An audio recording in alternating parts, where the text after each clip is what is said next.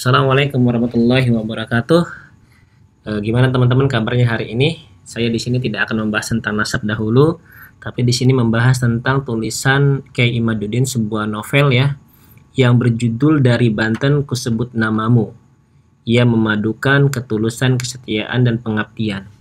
Nah, novel ini ditulis oleh Kyai Imaduddin Usman itu di tahun 2021 ya, sudah lama sekali ya. Sayangnya di sini saya ditemukan di Google Book tidak lengkap, hanya beberapa halaman saja. Oke, kita lihat di dalam buku-buku ini daftar isinya. Yang pertama adalah daftar isinya Dari Mata Turun ke Hati. Ini kayaknya puitis banget kayak Imat nih ya. Sampai nulis novel apa tentang kisah cinta beliau, nggak Allah alam ya. Kayaknya kalau difilmkan ini bagus ya kalau menurut saya. Semoga nanti ada yang melirik novel beliau dan difilmkan.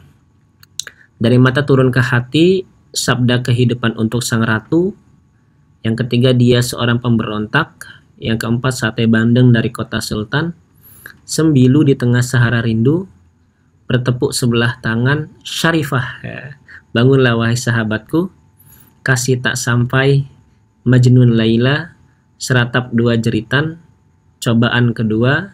Mimpi di Atas Menara Banten, riwayat penulis. Buku ini semuanya hanya 197 halaman ya, 200 lah, dikit lagi 200 halaman. Dari judul-judulnya ini kayaknya tentang percintaan ya teman-teman, tentang cinta.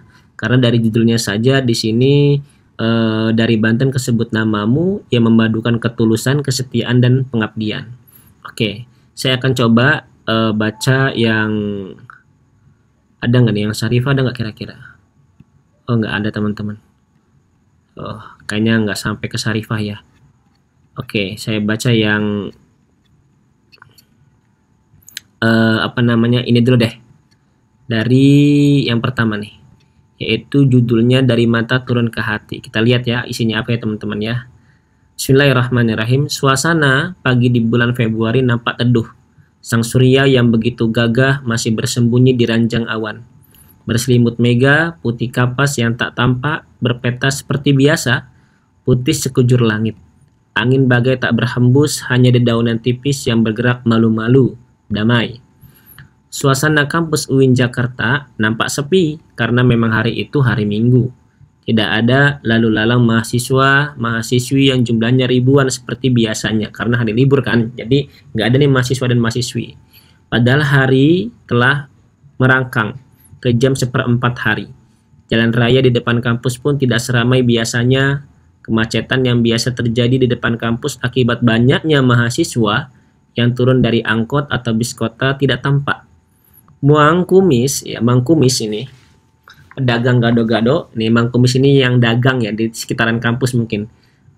Yang pedagang gado-gado di samping kanan kampus, Iiki pun tak nampak membuka warungnya. Kampus IIKI terletak tepat di kampus UIN. Ukurannya lebih kecil, hanya terlihat warung kelontongan kecil di depan klinik Syahidah, tempat di samping kiri kampus IIKI, yang sudah mulai menata air mineral di luar warung dan meletakkannya di dalam box minuman dingin. Biasanya ada tukang bakso dan gorengan yang mangkal di samping warung kecil itu, tapi hari ini keduanya pun tidak ada karena hari libur.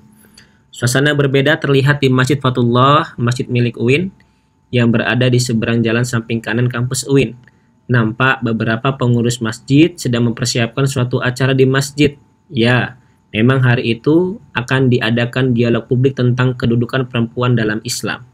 Akan hadir dalam acara itu Ibu Musdah Mulia, yang sangat terkenal karena perjuangannya terhadap kesetaraan kaum perempuan. Selain Ibu Musdah, hadir juga Ibu Prof. Hujaimah Tehedo Yanggo, sebagai perwakilan ulama perempuan yang konsisten memandang kaum perempuan sebagaimana pemahaman ulama salafus soleh, yang menempatkan kaum perempuan sebagai insan mulia, tidak boleh keluar dari kodrat penciptanya sebagai kaum hawa. Hadir juga Kyai Ma'ruf Amin, ulama NU asal Tanara, sebagai perwakilan Majelis Ulama Indonesia atau MUI. Matahari semakin tinggi, satu persatu peserta dialog memasuki Masjid Fatullah, termasuk Naila, gadis yang berparas cantik, mahasiswi S1 jurusan tafsir hadis IIKI yang menginjak semester 7. Ini mulai rada-rada ini ya, karena menganggap ada seorang perempuan cantik yang bernama Naila. Oke. Dia itu ya berparas cantik, mahasiswa S1 jurusan tafsir hadis IIKI yang menginjak semester 7.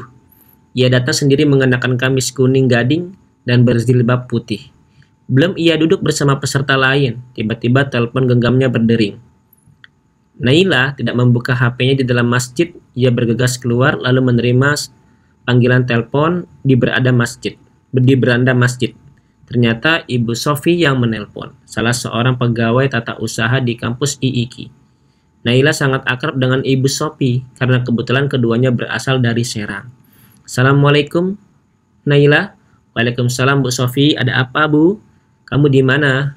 Naila, aku di Masjid Fatullah. Kebetulan kamu ke ruang Ibu sekarang. Penting, sangat penting. Ada masalah apa, Ibu? Tanya Naila. Pokoknya ada deh, kesini aja buruan, desak Ibu Sofi. Tut, telepon dimatikan Bu Sofi. Naila memandang HP-nya yang sudah tak ada suara Bu Sofi. Ia bergumam, ada apa ya? Tanpa berpikir panjang lagi, Naila langsung menuju tempat sepatunya di dekat salah satu tiang sebelah kiri Masjid Fatullah.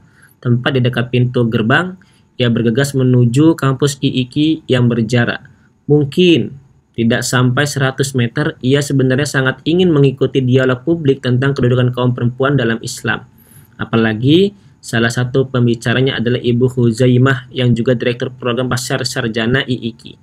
Naila sangat mengagumi Bu Huzaimah karena pemikiran Bu Huzaimah tentang perempuan dianggapnya selaras dengan pemahaman Naila selama ini yang menempatkan kedudukan wanita sebagai insan yang boleh berkiprah dalam segala bidang. Tapi tetap tidak melupakan kodrat penciptanya sebagai kaum Hawa. Naila memang berasal dari keluarga yang sangat taat beribadah dan sejak kecil biasa bergulat dengan dunia ilmiah Islamiyah yang bermanhaj kepesantrenan Salafiyah. Ayahnya Tubagus Muhammad Ali Hussein adalah seorang kiai karismatik di Serang dan juga pengasuh pondok pesantren Miftahul Huda. Sejak kecil, Naila dididik langsung oleh ayahnya. Setelah lulus SD, Naila dipesantrenkan ke Jawa Timur selama 6 tahun. Di pesantren inilah Naila berhasil menghafal Quran dalam waktu 2 tahun. Untuk memperdalam Al-Quran setelah lulus madrasah aliyah, Naila memilih kuliah di IIKI. Naila baru saja sampai di pintu gerbang IIKI, tiba-tiba teng nong, seorang gadis muda berjilbab rapih memanggilnya. Teteh, ada panggilan untuk perempuan yang lebih tua di Banten dan Jawa Barat.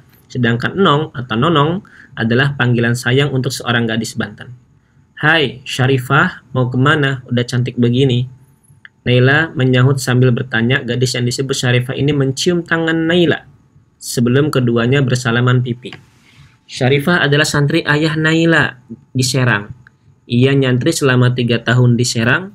Walaupun umur Syarifah sebaya dengan Naila, Syarifah memanggil Naila dengan sebutan teteh, sebagaimana penghormatan seorang santri kepada anak kiai, sedangkan panggilan nong karena mengikuti kebiasaan Naila dipanggil oleh keluarganya di rumah. Waktu di Serang, Syarifah adalah kekasih kakak Naila, Tubagus Habib Ali. Seorang lagi ya. Waktu di Serang, Syarifah adalah kekasih Naila, Tubagus Habib Ali, seorang pemuda cerdas yang mendapat beasiswa S1 di Al-Azhar Universitas Mesir. Namun jalinan kasih itu kandas karena kakak Naila dinikahkan dengan putri seorang kiai Pandeglang, kini Kang Habib. Demikian dia disapa. Menjadi pendamping ayahnya mengurus pesantren dan menjadi dosen di YIN Maulana Hasanuddin Banten. Kecewaan cinta yang dialami Syarifah dari keluarga Naila tidak mengurangi rasa ta'zim dan silaturahminya kepada keluarga Naila. Terbukti walaupun dia tidak satu kampus dengan Naila karena dia kuliah di UIN dan Naila di IIKI, keduanya adalah sahabat yang saling mengisi dan berbagi. Oke, teman-teman baca sendiri ya. Ini sangat banyak sekali, kata saya ini luar biasa nih. Apalagi nanti yang kedua ya, Sabda Kehidupan untuk Sang Ratu. Boleh teman-teman nanti teman-teman miliki bukunya, bisa kalian download atau beli ya. Ini beli sih, kalau download nggak bakal sempurna ya. Tapi kalau beli bisa beli di sini ya. Kalian bisa buka Google Book, lalu harganya 71.000 lah, ya 80.000 lah. Oke, itu saja dari saya, kurang lebihnya saya mohon maaf. Nanti teman-teman bisa baca bukunya, atau nanti kalau ada misalnya dikontrak dijadikan film ini luar biasa, atau video di YouTube ya, dibuat film. Oke, itu saja. Assalamualaikum warahmatullahi wabarakatuh.